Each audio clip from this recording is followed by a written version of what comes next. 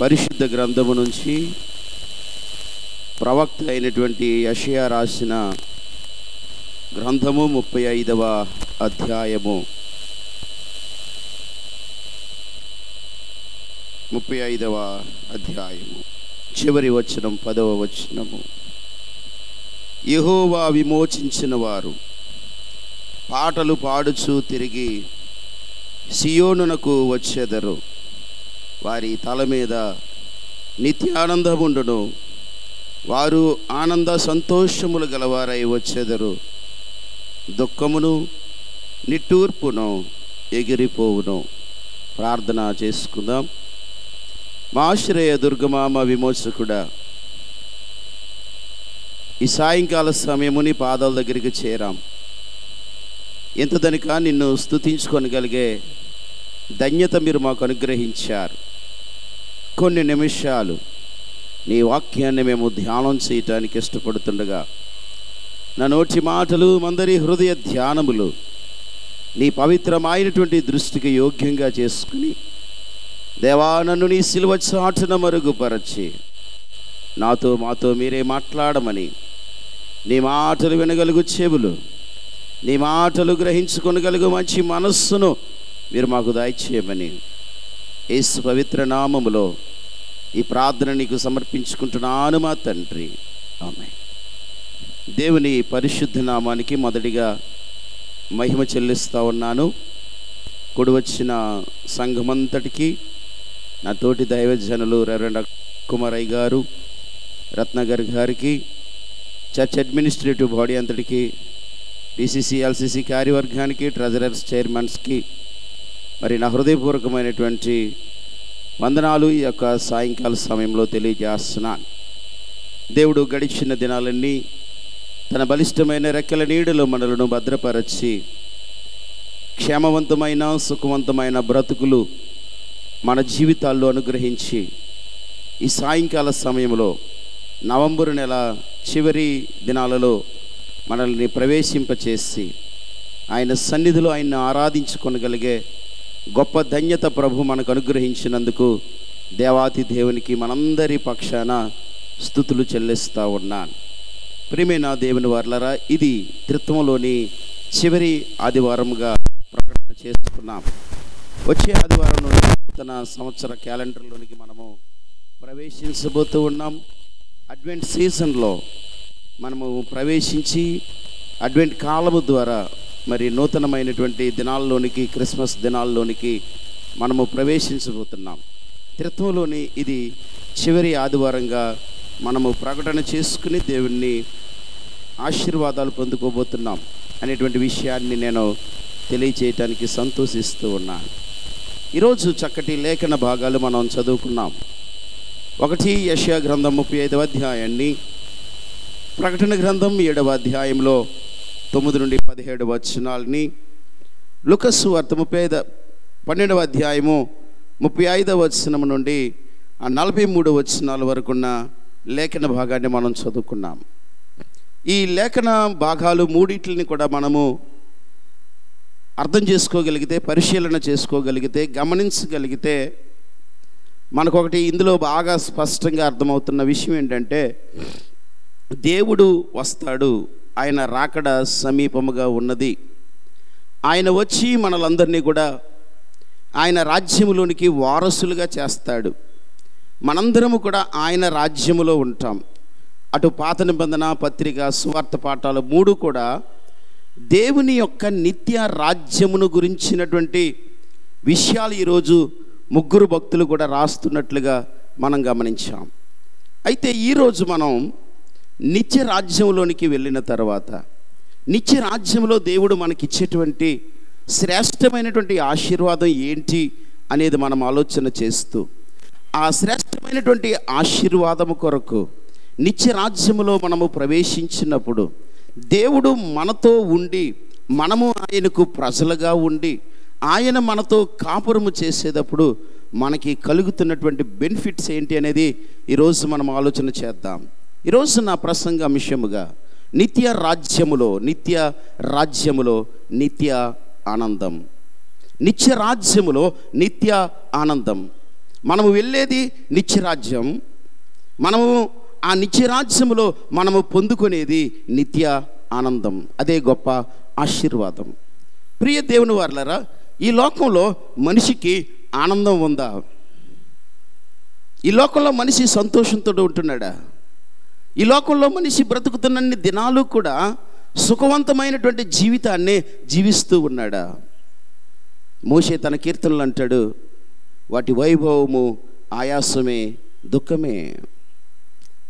ఎన్ని నాళ్ళు ఈ లోకంలో మనం బ్రతికినా మన జీవితాలు ఆయాసంతో, దుఃఖంతో నిండిపోతూ ఉన్నాయి. ప్రియమైన వారలారా, ఈ లోకంలో బ్రతికినంత కాలం మనిషికి ఆనందం లేదు. ఒకవేళ ఆనందం వచ్చినా అది చాలా పరిమితి కలగది. కొంత సమయమే, కొన్ని దినాలే మన జీవితాల్లో సంపూర్ణమైనటువంటి ఆనందాన్ని చూడలేము. కొన్ని దినాలు మాత్రమే ఆనందంతో ఉంటాం, కొన్ని దినాలు దుఃఖంతో ఉంటాం. కానీ మనం వెళ్ళబోతున్నటువంటి నిత్య రాజ్యములో ప్రభువు మనకిచ్చేటువంటి ఆనందము మాత్రం అది శాశ్వతమైనది.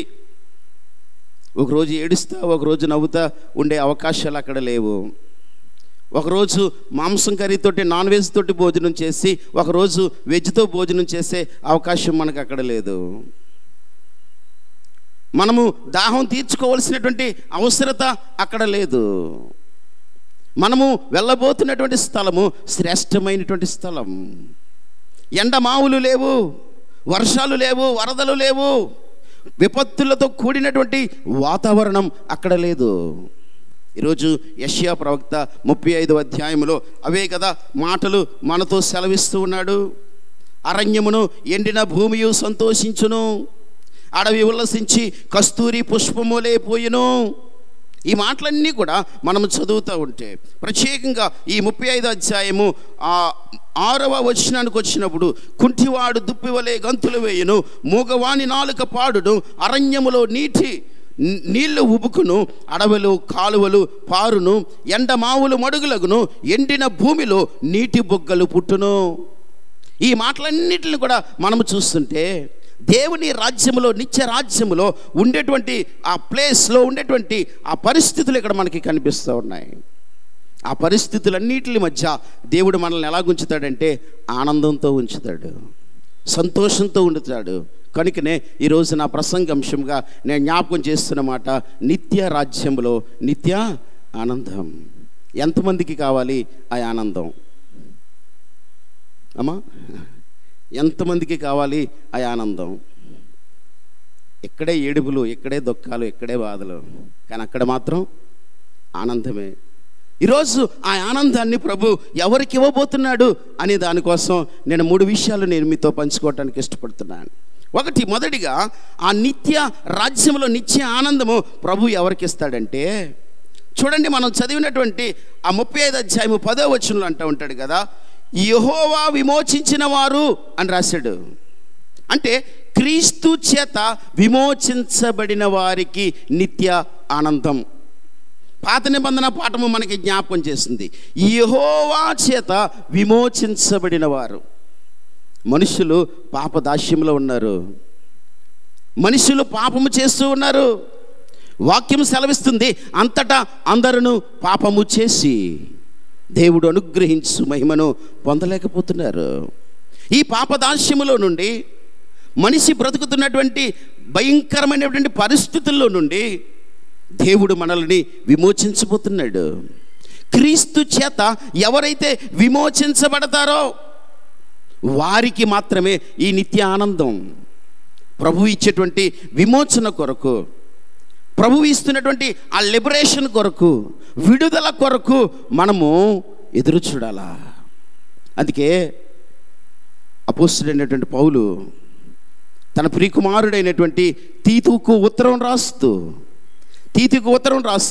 తీతు పత్రిక 2వ అధ్యాయము 10వ వచనములో మాట్లాడుతున్నటువంటి మాట చూడండి. అక్కడ రాస్తున్నాడు కదా, ప్రభు అంట మనల్ని సమస్తమైనటువంటి దుర్నీతి నుండి ఏం చేస్తున్నాడంటే విమోచిస్తున్నాను అన్నాడు. సమస్తమైనటువంటి దుర్నీతి నుండి ఆయన మనలను విడిపిస్తున్నాడు. దుర్నీతి అనగా నీతి లేని జీవితం, భక్తి లేని జీవితం, విశ్వాసము లేనటువంటి బ్రతుకులు, దేవునికి అయిష్టమైనటువంటి జీవితాలు, అలాంటి జీవితాలలో నుండి దేవుడు మనల్ని ఏం కలుగు చేస్తున్నాడంటే విమోచన కలుగు చేస్తున్నాడు. నీతిగా బ్రతకడం కొరకు, పరిశుద్ధమైనటువంటి జీవితాలు జీవించుట కొరకు, ప్రార్థన కలిగినటువంటి బ్రతుకులతో మన జీవితాలు ముందుకు సాగించుట కొరకు ప్రభు మనకి విమోచన, విడుదల అనేది అనుగ్రహించబోతున్నాడు అని నేను జ్ఞాపకం చేస్తున్నాను. కనుక మొదటిగా క్రీస్తు విమోచించేటువంటిది మనల్ని దేని నుండి అనంటే సమస్తమైనటువంటి ఆ దుర్నీతిలో నుండి ప్రభు మనల్ని విడుదలకు తీసుకురాబోతున్నాడు అనేటువంటి విషయాన్ని మనం జ్ఞాపకం చేసుకోవాలి.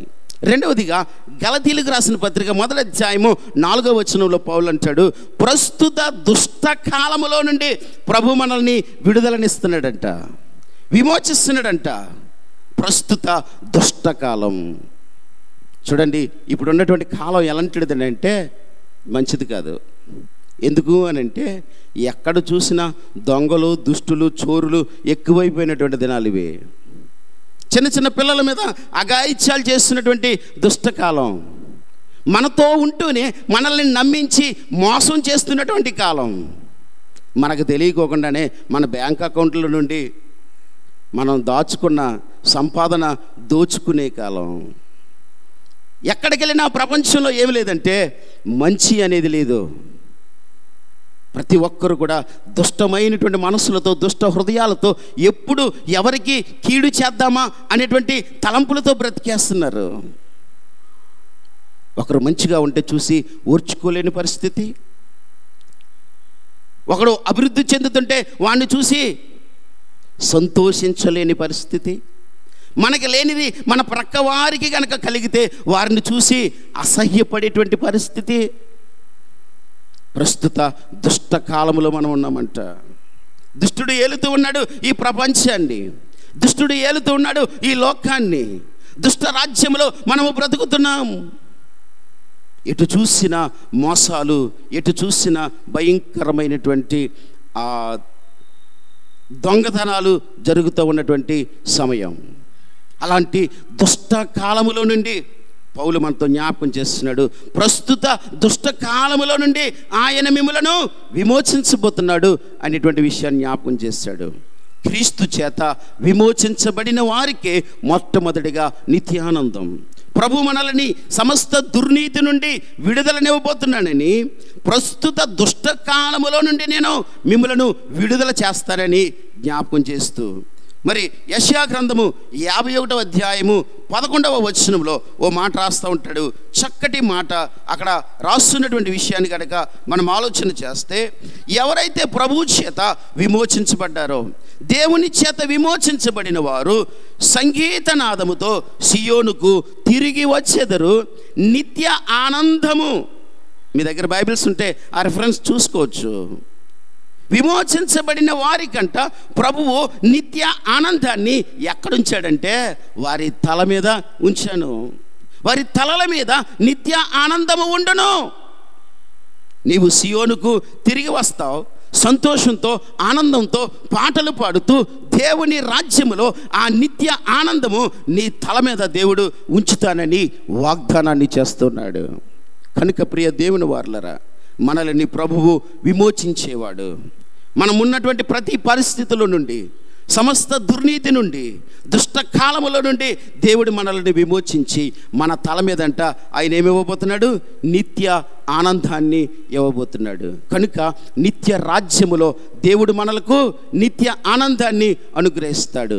ఎవరికి ఆ నిత్య ఆనందము అని అంటే, మొదటిగా క్రీస్తు చేత ఎవరైతే విమోచించబడ్డారో అట్టి వారికి నిత్య ఆనందాన్ని ప్రభు అనుగ్రహిస్తాడు.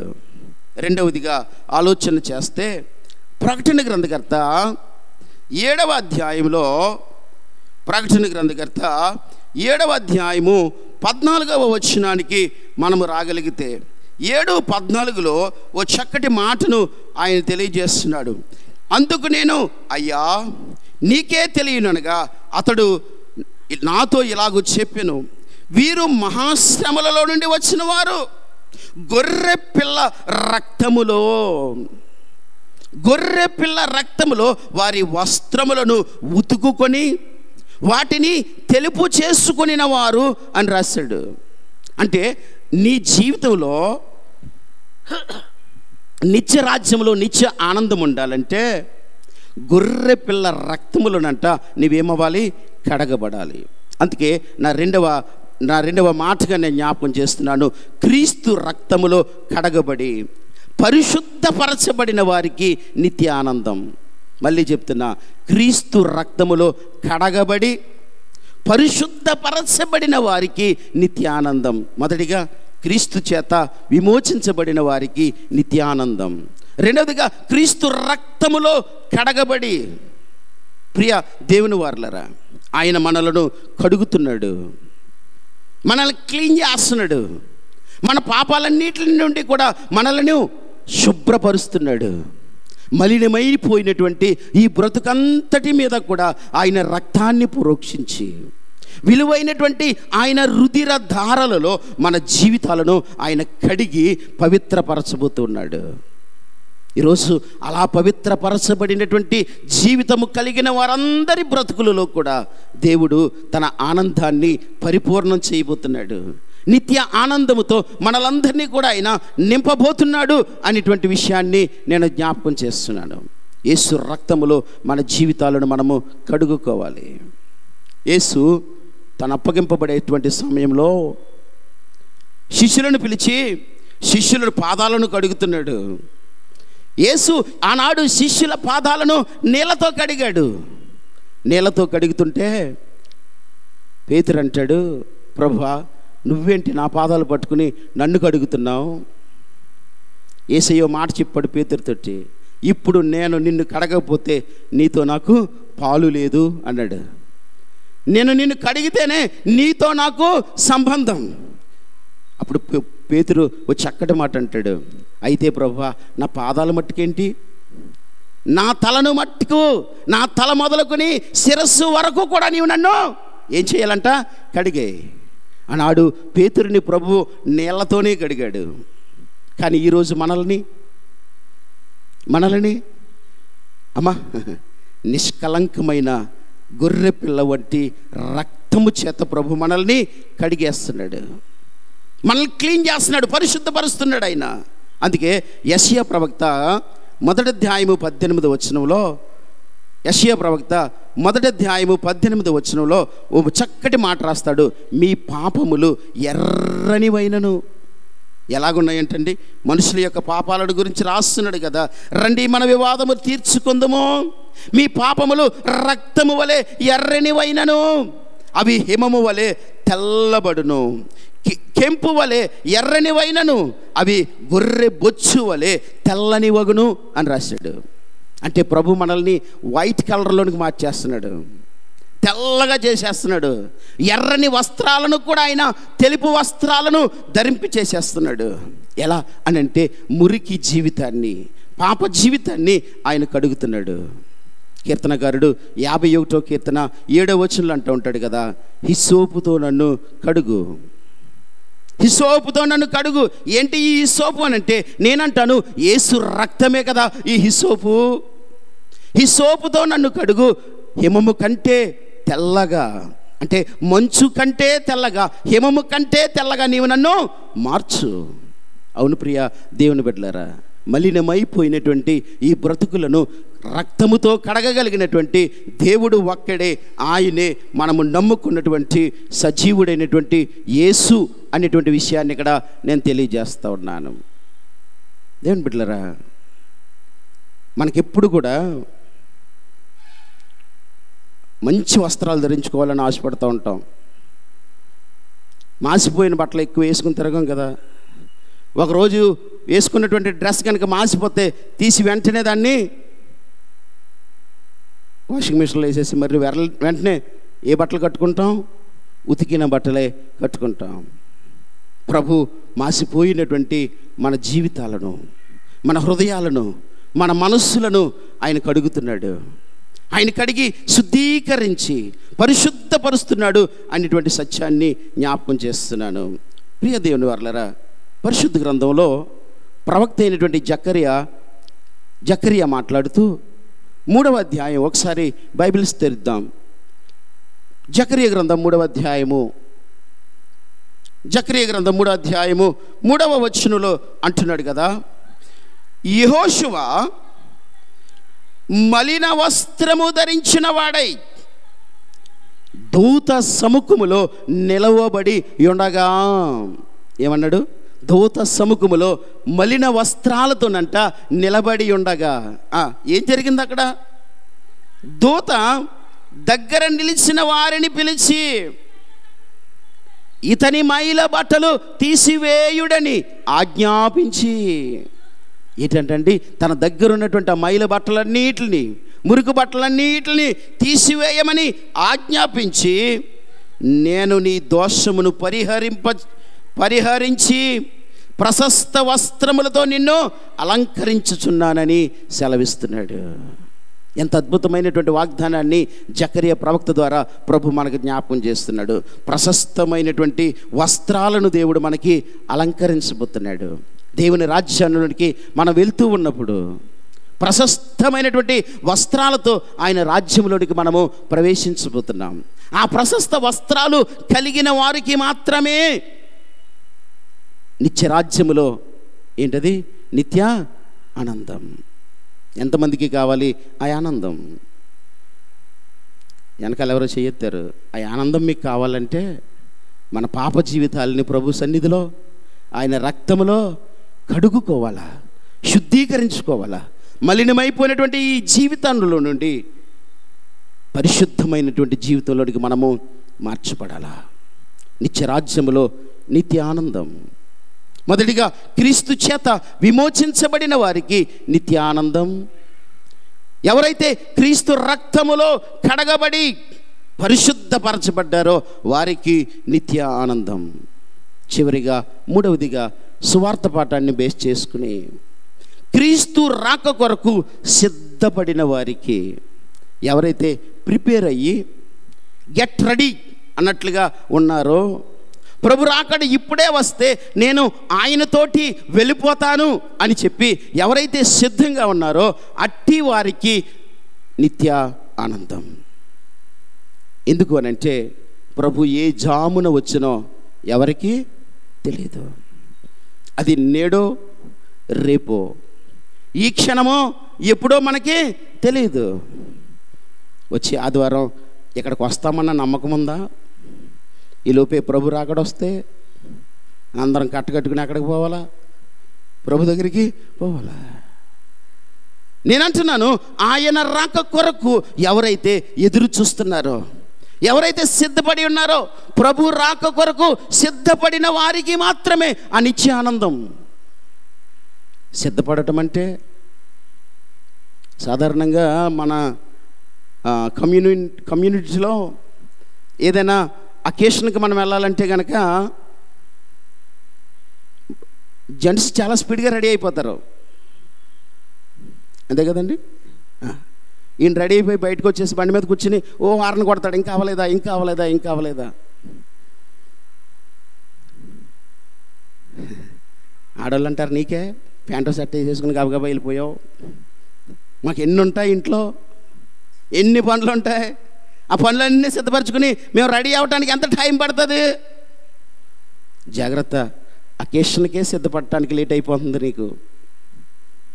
ప్రభు రాకడ కొరకు సిద్ధపడటానికి మాత్రం లేట్ చేయకు.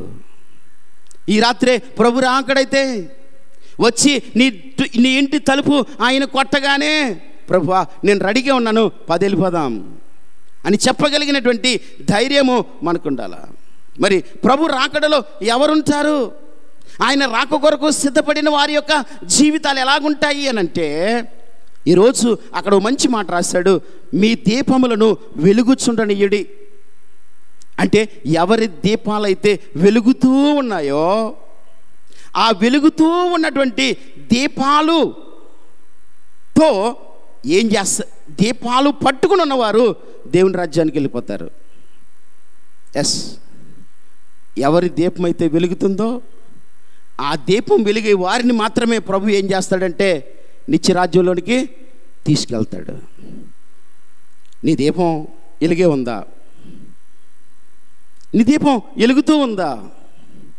ఆరిపోయిన దీపం కాకూడదు నీది. మనోళ్ళు చాలా చక్కగా పాడుతూ ఉంటారు, ఆరిపోయిన నా వెలుగు దీపము, తర్వాత వెలిగించుము నీ ప్రేమతో ప్రభువా.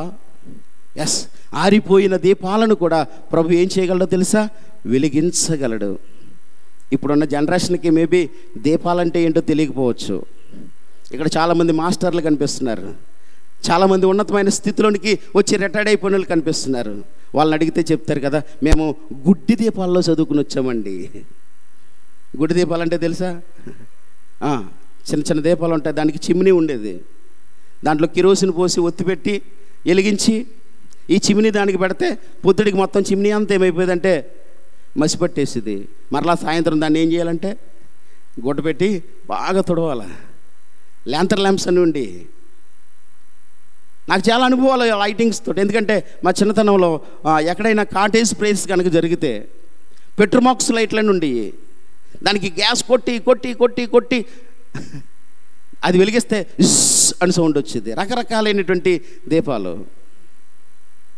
కాగడా దీపాల నుండి ఏదన్నా బాటిల్ తీసుకుని బాటిల్లో కిరోసిన్ పోసి వెలిగించేవారు. అలాంటి దీపాల కింద చదువుకున్నటువంటి అనేక మంది రోజు ఎక్కడున్నారంటే ఉన్నత స్థితిలో ఉన్నారు కదా. రోజు రోజుకి లైటింగ్ అనేది ఏమవుతుందంటే డెవలప్ అవుతుంది. ఒకప్పుడు వీధి దీపాలను చూస్తే చిన్న చిన్న బల్బ్స్ ఉండే, ఆ బల్బ్స్ని తీసేసి తర్వాత కాలంలో ట్యూబ్లైట్స్ వేశారు. ట్యూబ్లైట్ కూడా తీసేశారు, ఇప్పుడు ఎల్ఈడి ల్యాంప్స్ వేశారు. రాబోయే రోజుల్లో ఇంకా ఎంత కాంతి అయిపోద్దో ఈ లోకం. నేనంటాను, ఎలక్ట్రికల్ రంగంలో రోజుకి లైటింగ్ పెరుగుతూ వస్తుంది, మంచిదే. కానీ క్రైస్తవ జీవితాల్లో వెలిగించబడినటువంటి నీవు ఎక్కడున్నావు? వెలుగుతూ ఉన్నటువంటి నీ దీపం ఏమయ్యుంది? ఎవడును దీపము వెలిగించి ఎక్కడెట్టకూడదు? కొంచెం కింద ఎట్టకూడదంట, మంచం కింద ఎట్టకూడదంట. మరి ఎక్కడ పెట్టాలి? దీపస్తంభం మీద అందరికీ వెలిగివ్వటానికి దాన్ని దీపస్తంభం మీద పెట్టాలంట. అసలు దీపస్తంభం అంటే ఆ దీపస్తంభం అంటే ఏంటో ఒక్క మాట నేను మీకు జ్ఞాపకం చేయడానికి ఇష్టపడుతున్నాను. బైబిల్స్ ఉన్నవారందరూ ప్రకటన గ్రంథం మొదటి అధ్యాయం 20వ వచనంలో, అనగా చివరి లైన్ అక్కడ రాస్తున్నాడు కదా, 7 దీపస్తంభములు ఏంటంటండి? 7 దీపస్తంభాలు 7 సంఘాలు. 7 దీపస్తంభాలు 7 సంఘాలు అయితే మరి ఒక దీపం? అయ్యో, 7 దీపాలు 7 సంఘాలు కదా, మరి ఒక దీపం, ఒక దీపస్తంభం, ఒక సంఘం అంటే దీపము ఎక్కడ ఉండాలా? సంఘంలో ఉండాలా? సంఘానికి బయట ఉండాలా? సంఘంలో ఉండి ఈ సంఘాన్ని ఏం చేయాలంటే దీపం అనేక మందికి వెలిగించేదిగా ఉండాలా. అందుకే చాలా స్పష్టంగా పోల్చాడు. దీపస్తంభాన్ని దేనితో పోల్చాడు అని అంటే సంఘంతో పోల్చాడు. ఇక్కడ ప్రకటన గ్రంథకర్త, వెలుగుచున్న నీ దీపము ఈ సంఘములో అనేక మందికి వెలుగునిచ్చేదిగా ఉండాలా. లోకంలో చీకటిలో ఉన్న వారికి వెలుగు దీపముగా నీవు అనేక మందిని దేవుని దగ్గరకు తీసుకొచ్చేవాడివిగా ఉండాలా. కనుకనే పౌలు లోకసువార్తికుడు చెప్తూ ఉన్నటువంటి మాట, మీ దీపాలను వెలుగుచుండనియ్యండి. రెండవదిగా జ్ఞాపకం చేస్తాడు, అదే లోకసువార్తికుడు 12వ అధ్యాయము 40వ వచనంలో ఉంటాడు కదా, మెలకువగా ఉండి ఎదురు చూడండి. ఏం చేయాలంట? మెలకువగా ఉండి ఎదురు చూడాలా, మెలకువగా ఉండాలా. ఏ సమయాన్ని ప్రభు వస్తాడో మనకు తెలీదు, ఆయన రాకడెప్పుడో మనకు తెలీదు. రాస్తున్నాడు కదా, దొంగ ఏ గడియ వచ్చినో ఏ సమయమున వచ్చినో మీకు తెలియదు కనుక ఆయన అలాగే వస్తానని చెప్తున్నాడు. కనుక ఆయన కొరకు మనం ఏం చేయాలంటే ఎదురు చూడాలంట, మెలకువగా ఉండి ఎదురు చూడాలి. మీరు ఎప్పుడైనా గమనించండి, ఎదురు చూపుల్లో సంతోషం ఉంటుంది, ఎదురు చూపుల్లో ఆనందం ఉంటుంది. దూరదేశంలో ఉన్నాడు నీ కొడుకు, 5 సంవత్సరాలు అక్కడే ఉన్నాడు, ఎంఎస్ చేశాడు, ఇన్ని రోజులు అన్నీ ఇదేంటిది వీడియో కాల్లో చూసావు తప్ప డైరెక్ట్గా చూడలేదు.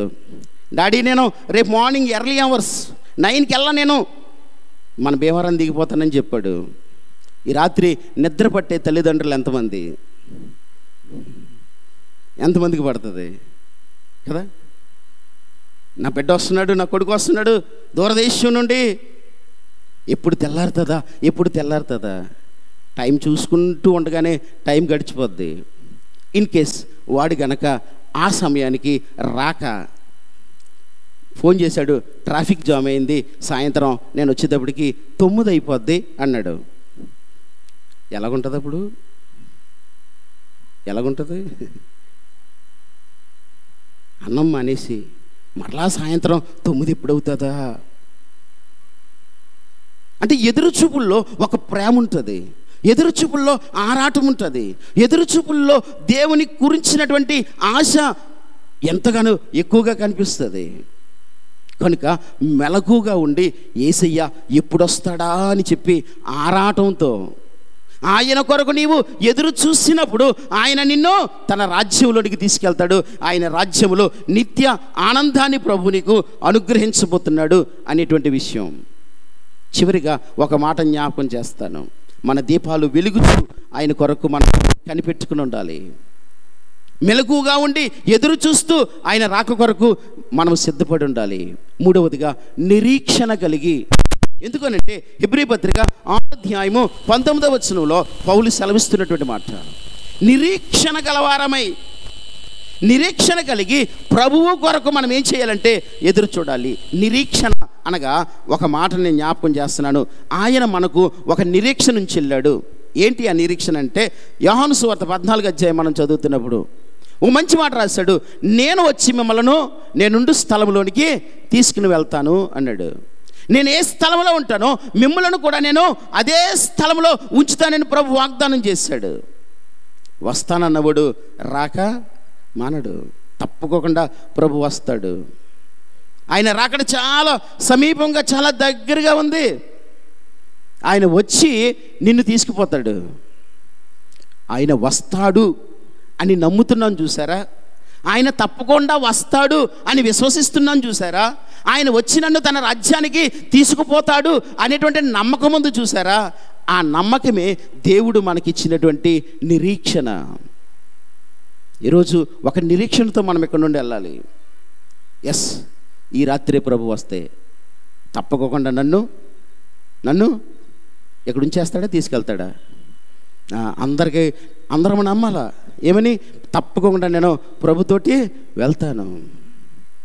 అది క్రైస్తవుడికి ఉండవలసినటువంటి నిరీక్షణ.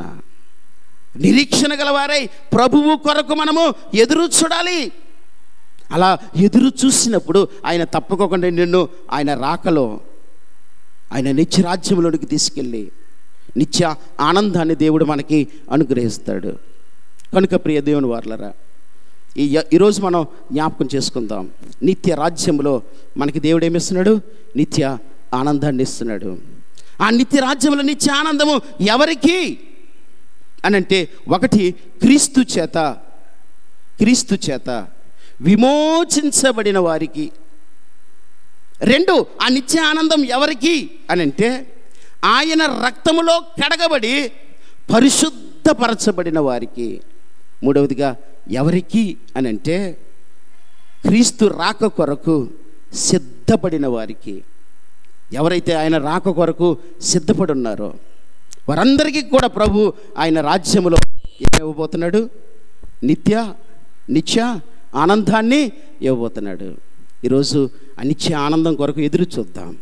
అనిత్య రాజ్యంలో ప్రవేశించడం కొరకు ఆశతో కనిపెట్టుకుని ఉందాం. మనల్ని విమోచించిన దేవుడు, మన పాప జీవితాలను మన నుండి కడిగినటువంటి దేవుడు, ఆయన్ని నమ్ముకుని ఆయన రాక కొరకు సిద్ధపడి ముందుకు సాగితే మన జీవితాలు నిత్య రాజ్యములో నిత్య ఆనందములో ఉంటాయి అనేటువంటి నమ్మకంతో ముందుకు సాగిపోవటానికి పరిశుద్ధాత్మ దేవుడు తన కృపా సహాయాన్ని మనందరికీ కూడా తోడుగా ఉంచును గాక. సమస్త జ్ఞానానికి మించిన దేవుని సమాధానం యేసుక్రీస్తు వలన మీ హృదయాలకి మీ తలంపులకి కావలి ఉండును గాక.